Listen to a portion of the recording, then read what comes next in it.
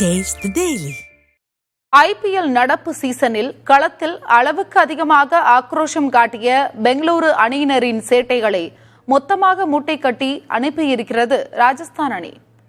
கொஞ்சமாவா பேசினீர்கள் என சமூக வலைதளங்களில் வருத்தெடுத்து வருகின்றனர் CSK ரசிகர்கள். IPL தொடரின் லீக் போட்டியின் கடைசி கட்டம் ஒரு மறைமுக நாக் அவுட் போட்டியாகவே பார்க்கப்பட்டன. அதன் ஒரு போட்டியில் பெங்களூரு சென்னை அணிகள் மோதின. பரபரப்பான இப்போட்டியில் வெற்றி பெற்ற பெங்களூரு அணி பிளே ஆஃப் சுற்றுக்கு முன்னேறியது.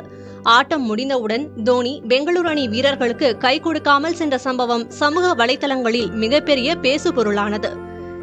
இதை குற்றம் சாட்டி பெங்களூரு அணி ரசிகர்கள் ஒருபுறமும், பிளே ஆஃப் சுற்றுக்கு முன்னேறியதை வெற்றி போல் கொண்டாடுவதை ஏற்றுக்கொள்ள முடியாத சென்னை ரசிகர்கள் ஒருபுறமும் சமூக வலைதளங்களில் வார்த்தை மோதலில் ஈடுபட்டனர்.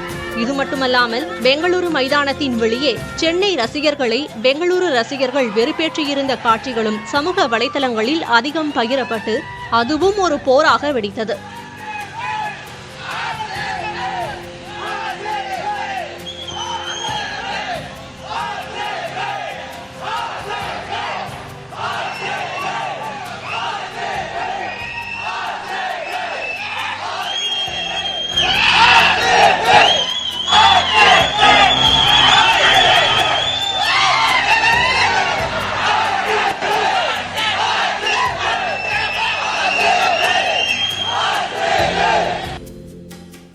பெங்களூரு ரசிகர்களுக்கு பதிலடி கொடுக்க வேண்டும் என காத்திருந்த சென்னை ரசிகர்களுக்கு தீனியாக அமைந்தது எலிமினேட்டர் போட்டி.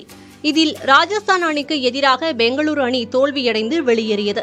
இதனையடுத்து ஒட்டுமொத்த சென்னை ரசிகர்களும் மீம்ஸ்களை வைத்து பெங்களூரு ரசிகர்களை கிண்டல் செய்ய தொடங்கினர். போட்டி முடிந்த தருணம் ஆரம்பித்த மீம்ஸ் தற்போது வரை ஓய்ந்த பாடில்லை. சென்னை அணியின் தோனியாக இருந்தாலும் பெங்களூரு அணியின் கோலியாக இருந்தாலும் அவர்கள் செய்த சாதனைகளை மறந்து மிக மோசமான வகையில் மீம்ஸ் போடுவதை ஏற்க முடியாது. இதேபோல் தொடரின் ஆரம்ப கட்டத்தில் மும்பை அணியில் ரோஹித் சர்மாவிற்கு பதில் ஹர்திக் பாண்டியாவை கேப்டனாக நியமித்ததால் ரசிகர்கள் கொந்தளித்தனர். அப்போதும் இதேபோல் சமூக வலைதளங்களில் வன்மமான மீம்ஸ் பகிரப்பட்டன. கோப்பையை வெல்ல கோபம் மட்டும் போதாது, நேர்த்தியான மனநிலை வேண்டும் என்ற அம்பத்தி ராயுடு கருத்தும், பருத்தி மூட்டை குடோனிலேயே இருந்திருக்கலாம் என்ற பத்ரிநாத் பதிவும் ஒருதலை பட்சமானது.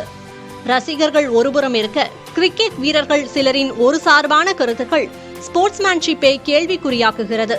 புதிய தலைமுறைக்காக செய்தியாளர் சந்தானம்.